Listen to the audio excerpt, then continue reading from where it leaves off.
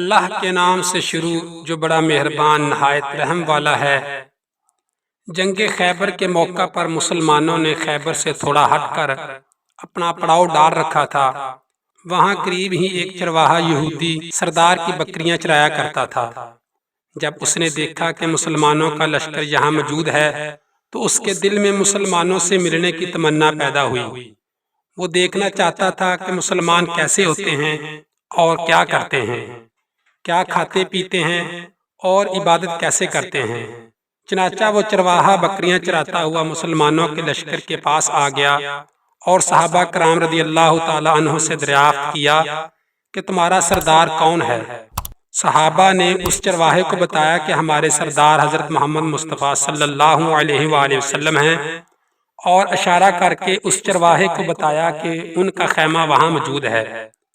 چرواہے نے خیمے کی طرف دیکھا تو وہ خیمہ بہت ہی سادہ سا تھا۔ چرواہے نے سوچا کہ یہ لوگ مجھ سے جھوٹ بول رہے ہیں۔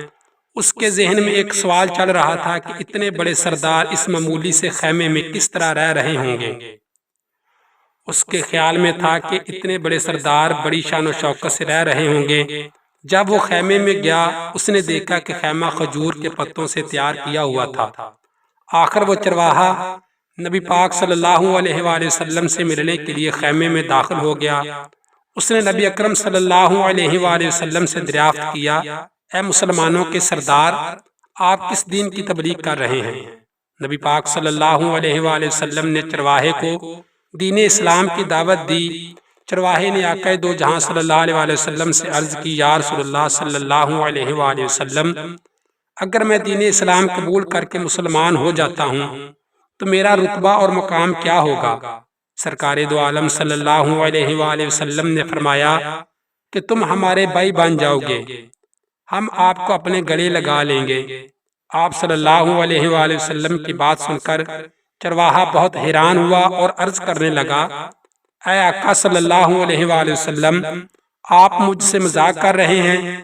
میں ایک معمولی اور کالے رنگ کا آدمی ہوں، آپ اتنے بڑے سردار ہیں، آپ میرے جیسے غریب سیاہ رنگ بدبودار جسم اور لباس والے بندے کو کیسے گلے لگائیں گے؟ نبی اکرم صلی اللہ علیہ وآلہ وسلم نے چرواہے کو یقین دہانی کروائی کہ میں آپ کو ضرور اپنے گلے لگاؤں گا جب تم مسلمان ہو جاؤ گے۔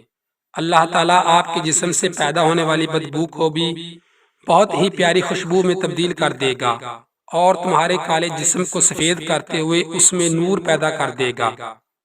آپ صلی اللہ علیہ وآلہ وسلم کی باتیں سن کر وہ چرواہا مسلمان ہو گیا۔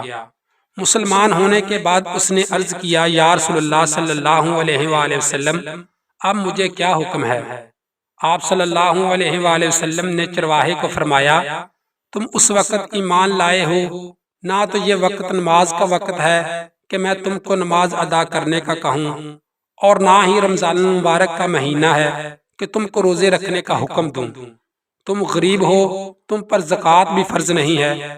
اس موقع پر صرف اور صرف جہاد کی تیاری ہو رہی ہے۔ نبی اکرم صلی اللہ علیہ وآلہ وسلم کے کہنے پر وہ جہاد میں شامل ہو گیا۔ اب تو اس کے لیے دو ہی صورتیں تھیں، یا تو اس نے غازی لوٹ آنا تھا یا پھر شہید ہو جانا تھا۔ محترم ناظرین، چرواہے نے نبی اکرم صلی اللہ علیہ وآلہ وسلم سے عرض کیا، یا رسول اللہ صلی اللہ علیہ وآلہ وسلم، آپ اس بات کی ضمانت دیتے ہیں کہ اگر میں شہید ہو گیا تو آپ اللہ تعالیٰ سے میری بخشش کا ذریعہ بنیں گے؟ حضرت محمد صلی اللہ علیہ وآلہ وسلم نے فرمایا کہ میں اس بات کی ضمانت لیتا ہوں کہ اگر تم دین اسلام کی خاطر جہاد کرتے ہوئے شہید ہو گئے تو اللہ تعالیٰ آپ کو ضرور جنت میں اعلیٰ مقام عطا فرمائے گا۔ اللہ تعالیٰ تمہارے جسم سے آنے والی بدبو کو خوشبو میں تبدیل کر دے گا۔ اللہ تعالیٰ تمہارے کالے رنگ کو سفید رنگ میں بدل دے گا۔ نبی اکرم صلی اللہ علیہ وآلہ وسلم نے چرواہے کو کہا کہ تم ایک یہودی کی بکریاں چراتے ہوئے یہاں آئے ہو، یہ بکریاں تمہارے پاس یہودی کی امانت ہیں، سب سے پہلے اس یہودی کے پاس جاؤ، اس کی بکریاں اس کو واپس کر کے آؤ۔ نبی اکرم صلی اللہ علیہ وآلہ وسلم نے چرواہے کو بکریاں واپس کرنے کا حکم اس لیے دیا تھا کہ وہ چرواہا معاہدے کے طور پر یہودی سے بکریاں چرانے آیا تھا۔